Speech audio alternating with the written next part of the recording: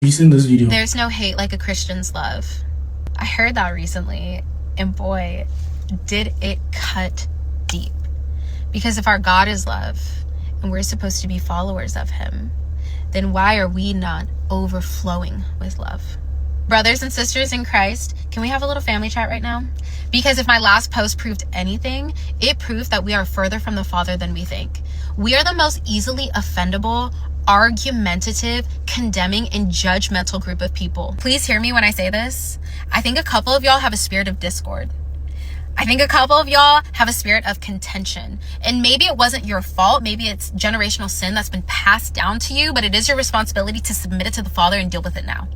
Because the same hands that you raise and worship on Sundays are the same hands that you use to type furiously under people's posts on social media. And the same mouth that sings praises unto the Father is the same mouth that you spew vile condemnation onto others with. You splice the Bible to defend your actions rather than letting the entirety of the word define them. You amplify the sins that you don't struggle with in order to excuse the ones that you do.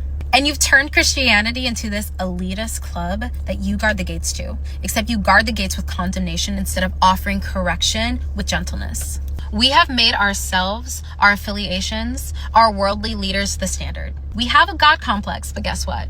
That God is in the mirror. The response to my last post has showed me that we as Christians have hardened hearts and calloused ears. But I want to remind you of something.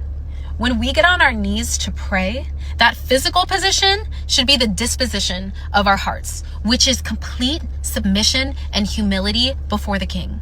The devil is crafty, but he is not creative, and divide and conquer has always proven to be a valuable tactic during times of war. And yes, we are in a time of war.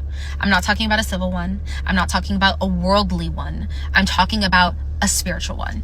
You and I are so busy arguing back and forth amongst each other about man-made institutions and worldly leaders. Meanwhile, lost souls are looking on to us thinking, man, if that's what their God looks like, I'm good with that one. You know, I initially wasn't going to say this, but some of y'all seem to get more of a kick out of condemning people to hell than helping them get to heaven. There's no hate like a Christian's love. Let's humble ourselves before the King. Let him examine our hearts so we can prove that statement untrue.